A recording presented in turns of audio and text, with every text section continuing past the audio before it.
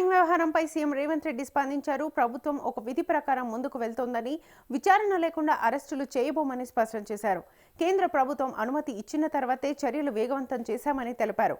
ఇప్పటికే అరవింద్ కుమార్ను సస్పెండ్ చేసినట్లుగా ప్రభాకర్ రావు స్టేట్మెంట్ను రికార్డ్ చేస్తున్నామని వెల్లడించారు.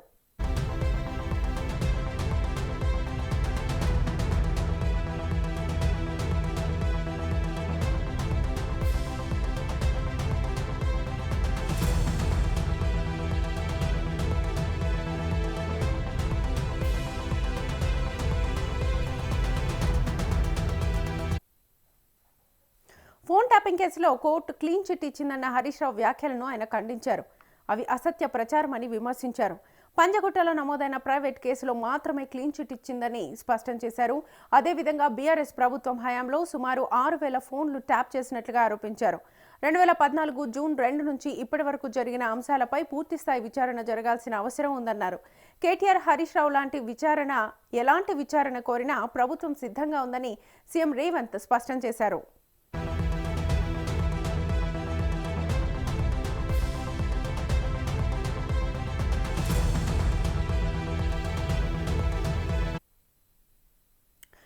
ఇక ఫోన్ ట్యాపింగ్ వ్యవహారానికి సంబంధించి సీఎం రేవంత్ రెడ్డి స్పందించారు. ఇదే అంశానికి సంబంధించి మా సీనియర్ జర్నలిస్ట్ వాలి శ్రీనివాస్ గారిని అడిగి మరిన్ని వివరాలు తెలుసుకుందాం. శ్రీనివాస్ గారు, సీఎం రేవంత్ ఒక ప్రాసెస్ ప్రకారం ముందుకెళ్తున్నామని చెప్తున్నారు. అయితే ప్రజల్లో ఉన్న సందేహం ఏంటంటే ఎందుకు ఇప్పటికీ పెద్ద స్థాయి అరెస్టులు కనిపించడం లేదు అని వారు అడుగుతున్నారు. ఏం చెప్తారు దీనికి? ఫోన్ ట్యాపింగ్ కేసు సాధారణ క్రిమినల్ కేసు కాదు. ఇందులో నిఘా వ్యవస్థలు, అధికారుల అనుమతులు, సాంకేతిక ఆధారాలు, లీగల్ క్లియరెన్స్లు అన్ని కీలకం. ముఖ్యంగా ఇలాంటి కేసుల్లో కేంద్ర ప్రభుత్వం అనుమతి తప్పనిసరి అవుతుంది. ఎందుకంటే ఇది టెలికమ్యూనికేషన్ మరియు నేషనల్ సెక్యూరిటీ సంబంధించిన అంశం. సీఎం రేవంత్ రెడ్డి చెప్పిన ప్రకారం ఇప్పుడు ఈ అనుమతులు వచ్చాయి అంటే ఇప్పటివరకు ప్రాథమిక సాక్ష్య సేకరణ దశలో ఉండగా ఇకపై విచారణ వేగం పెరగవచ్చు. పెద్ద స్థాయి అరెస్టులు ఆలస్యమవడానికి కారణం. అయితే కేసు కోర్టులో నిలబడేలా బలమైన ఆధారాలు సేకరించాలంటే జాగ్రత్తగా కూడా చూడవచ్చు. అయితే లేకపోతే రాజకీయంగా ఆరోపణలు మాత్రం మిగిలిపోతాయనేది వాళ్ళ ఉద్దేశం. శ్వేత, రైట్. అంటే ఇప్పటికీ 6,000 ఫోన్లు ట్యాప్ చేశారని సీఎం ఆరోపిస్తున్నారు. ఇది గనక నిజమైతే ఇది దేశంలోనే పెద్ద సర్వేలెన్స్ స్కాండల్స్ లో ఒకటిగా మనం భావించవచ్చా?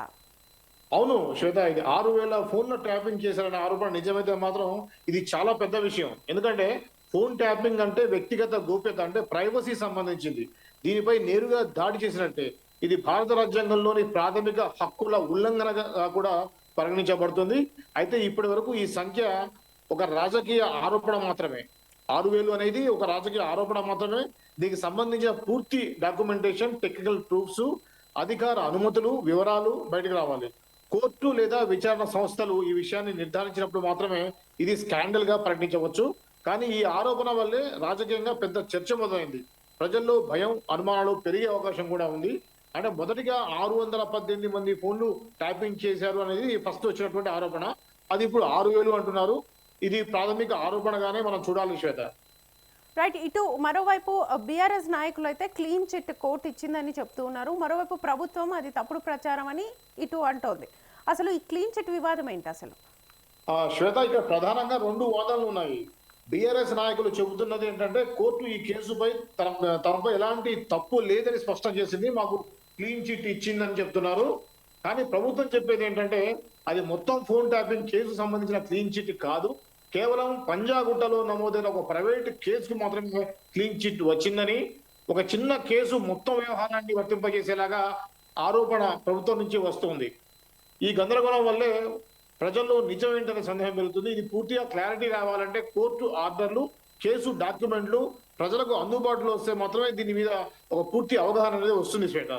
రైట్. మీరు అన్నట్టుగా మరోవైపు ఇప్పుడు హరీష్ రావు కానీ కేటీఆర్ కానీ మేము విచారణకు సిద్ధం అని అంటున్నారు. ఇది నిజమైన నమ్మకమా లేకపోతే రాజకీయంగా డ్యామేజ్ కంట్రోల్ చేసుకునే ప్రయత్నమా? రాజకీయాల్లో ఇలాంటి స్టేట్మెంట్స్ 2 విధాలుగా అర్థం చేసుకోవచ్చు శ్వేత. మొదటిది, నిజంగా తమపై ఆరోపణలు నిరాధారమైనవి నమ్మకం ఉంటే విచారణకు సిద్ధమని చెప్పడం ద్వారా ప్రజల్లో కాన్ఫిడెన్స్ పెంచవచ్చు. రెండోది, ఇప్పటికే వచ్చిన ఆరోపణల వల్ల పార్టీ ఇమేజ్ దెబ్బతింటోంది. అలాంటి సమయంలో విచారణకు సిద్ధం అని చెప్పడం ద్వారా డ్యామేజ్ కంట్రోల్ చేయాలని ప్రయత్నించడం కూడా ఉండవచ్చు.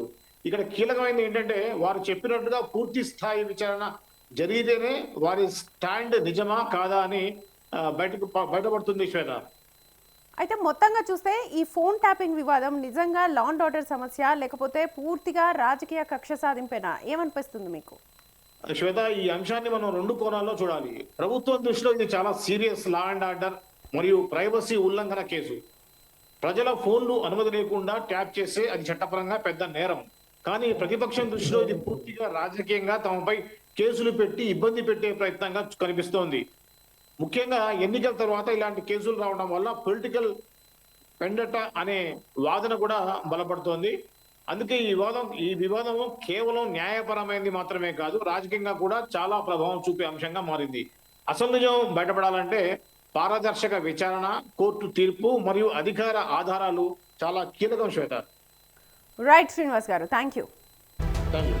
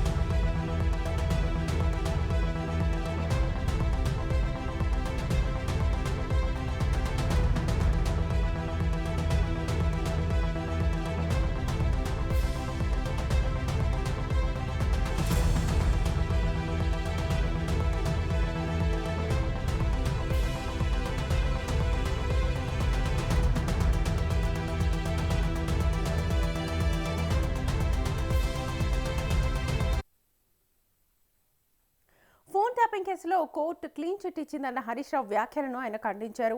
అవి అసత్య ప్రచారం అని విమర్శించారు. పంజగుట్లో నమోదైన ప్రైవేట్ కేసులో మాత్రమే క్లీన్ చిట్ వచ్చిందని స్పష్టం చేశారు. అదేవిధంగా బీఆర్ఎస్ ప్రభుత్వం హయాంలో సుమారు 6,000 ఫోన్లు ట్యాప్ చేసినట్లుగా ఆరోపించారు.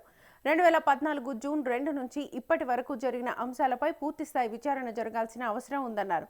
కేటీఆర్, హరీష్ రావు ఎలాంటి విచారణ కోరినా ప్రభుత్వం సిద్ధంగా ఉందని సీఎం రేవంత్ రెడ్డి స్పష్టం చేశారు.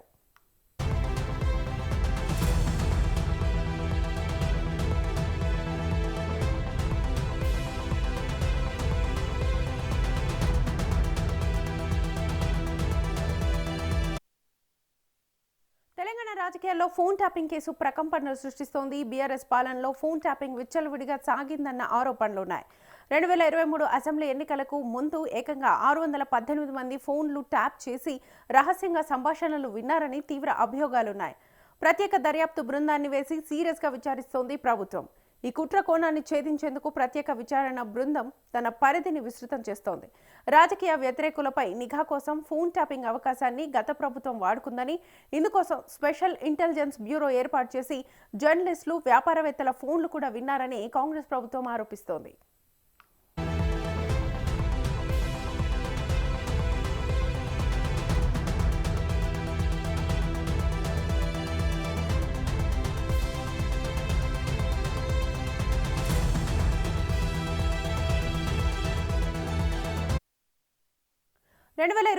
మార్చి 10 డీఎస్పీ ప్రణీత్ రావుపై ఫోన్ ట్యాపింగ్ ఎపిసోడ్లో ఫస్ట్ టైం ఆరోపణలు వెలుగులోకి వచ్చాయి. ఫోన్ ట్యాపింగ్కు పాల్పడ్డారని, ఆధారాలను ధ్వంసం చేశారని డీఎస్పీ ప్రణీత్ రావుపై అడిషనల్ ఎస్పీ ఫిర్యాదు చేయడంతో కేసును టేకప్ చేసి విచారణ షురూ చేసింది సిట్. అదే నెలలో ప్రణీత్ రావును అదుపులోకి తీసుకున్నారు. ఫోన్ ట్యాపింగ్ కేసులో ఫస్ట్ అరెస్ట్ ప్రణీత్ రావుదే. ఇక మాజీ ఎస్ఐబి చీఫ్ టి ప్రభాకర్ రావును కింగ్ పిన్గా భావిస్తూ మరికొందరు అధికారులపై కూడా ఫోకస్ చేసింది సిట్. ఎవరు చెబితే ఫోన్లు ట్యాప్ చేశారు అని ఆరా తీసింది. ఈ క్రమంలోనే సుప్రీంకోర్టులో సైతం విచారణ చేపట్టారు. ట్యాపింగ్ కేసులో కీలకంగా మారిన ఫోరెన్సిక్ ఎవిడెన్స్, పాస్వర్డ్ సిట్కు అప్పగించాలంటూ ప్రభాకర్ రావును సుప్రీంకోర్టు ఆదేశించింది.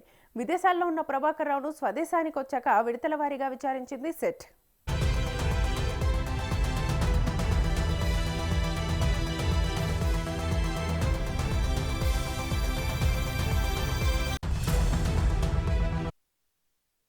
సిట్ పిలుపు మేరకు రెండోసారి విచారణకు హాజరైన బీఆర్ఎస్ ఎమ్మెల్సీ నవీన్ రావు మరిన్ని వివరాలు బయటపెట్టేశారు.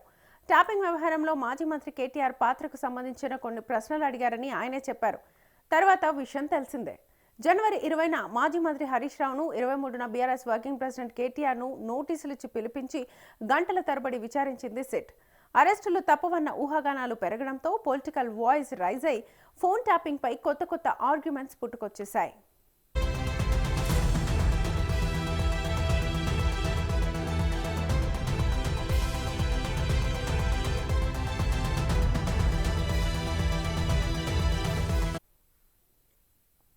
జనవరి 24 ఫోన్ అక్రమ ట్యాపింగ్ కేసులో మాజీ మంత్రి కేటీఆర్ను సిట్ విచారణ బృందం సుదీర్ఘంగా విచారించింది. ఆ రోజు ఉదయం 11 గంటల సమయంలో సిట్ కార్యాలయానికి వచ్చిన కేటీఆర్ విచారణ సాయంత్రం 6 గంటల 30 నిమిషాల వరకు కొనసాగింది.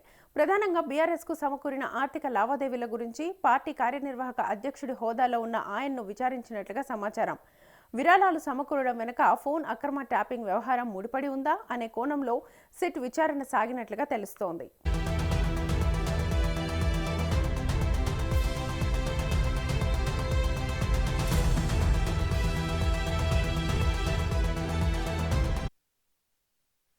ట్యాపింగ్ వ్యవహారంలో కేటీఆర్ను ప్రత్యేక విచారణ బృందం లోతుగా విచారించింది. ఆయన్ను పలు అంశాలపై అధికారులు ప్రశ్నించినట్లుగా సమాచారం. పార్టీకి ఎలక్టోరల్ బాండ్లు, విరాళాలు సమకూర్చిన వారిలో పలువురు వ్యాపారుల మొబైల్స్ నిఘాలో ఉన్నట్లుగా సిట్కు ఆధారాలు లభించాయి. ఈ నేపథ్యంలో అధికారులు పలు ప్రశ్నల్ని అడిగినట్లుగా తెలుస్తోంది. ఆయా ఫోన్ నెంబర్లో ఉన్న జాబితాను కేటీఆర్ ముందుంచి విచారించినట్లుగా సమాచారం. అలాగే ఫోన్ ట్యాపింగ్ ద్వారా తమను బెదిరించి బీఆర్ఎస్కు ఎలక్టోరల్ బాండ్లు సమకూర్చేలా చేశారంటూ కొందరు వ్యాపారులు ఇచ్చిన ఫిర్యాదుల గురించి ప్రశ్నిస్తే అలాంటిదేమీ లేదని కేటీఆర్ సమాధానమిచ్చారు. వ్యాపారులు తమకు స్వచ్ఛందంగానే విరాళాలను ఇచ్చారని చెప్పినట్లుగా తెలుస్తోంది.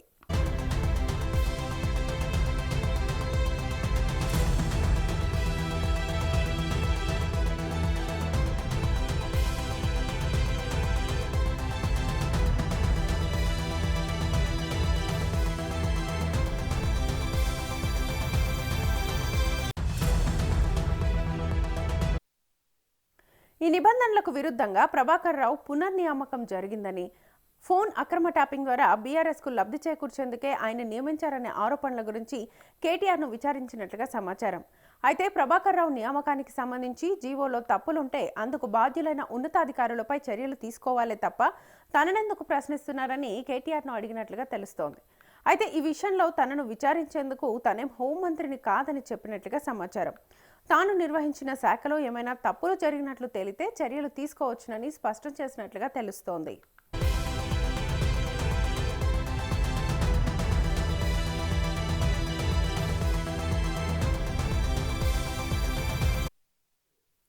ఇక కేటీఆర్ను విచారించిన తర్వాత బీఆర్ఎస్ సీనియర్ నేత మాజీ మంత్రి హరీష్ రావును సైతం సిట్ విచారించింది. ఫోన్ ట్యాపింగ్ కేసులో మాజీ మంత్రి సిద్దిపేట ఎమ్మెల్యే తన్నీర్ హరీష్ రావు సిట్ అధికారులు విచారించారు. ఫోన్ ట్యాపింగ్ కేసులో హరీష్ రావును 7.5 గంటల పాటు ప్రశ్నించారు. అనంతరం తెలంగాణ భవన్కు చేరుకున్న ఆయన కేటీఆర్ సహా ముఖ్య నేతలతో భేటీ అయి ఫోన్ ట్యాపింగ్ కేసులో సిట్ దగ్గర ఒక్క ఆధారము కూడా లేదని తెలిపారు. అన్ని నిరాధారమైన ఆరోపణలు, సొల్లు పురాణాలేనని ఎద్దేవా చేశారు. ఈ కేసులో అడిగిన ప్రశ్నలే అడిగారు తప్ప మరేమీ లేదని స్పష్టం చేశారు. సిట్ గంటసేపు ప్రశ్నించడం, మరో గంటసేపు ఫోన్ వచ్చిందని బయటికెళ్లడమే జరిగిందని తెలిపారు. అటెన్షన్ డైవర్షన్ కోసమై విచారణకు పిలిచారని విమర్శించారు.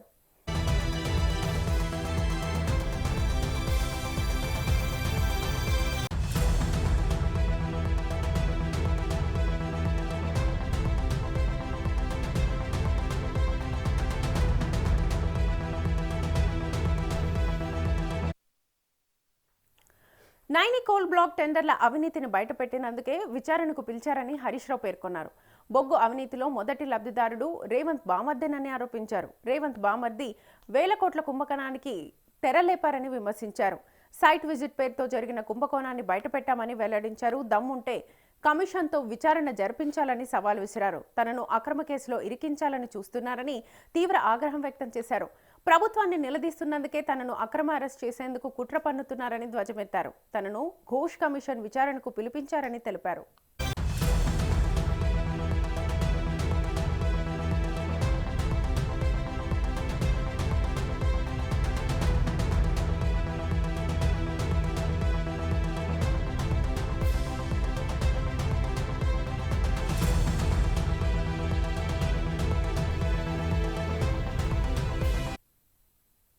ఫోన్ ట్యాపింగ్ కేసు రాజకీయ ఆరోపణలు, ప్రత్యారోపణల మధ్య ఉత్కంఠ రేపుతూనే ఉంది.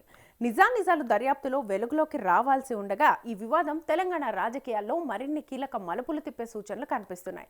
దీనిపై రాష్ట్ర ముఖ్యమంత్రి రేవంత్ రెడ్డి తాజాగా స్పందించి చేసిన కమెంట్స్ ఇప్పుడు దుమారం రేపుతున్నాయి.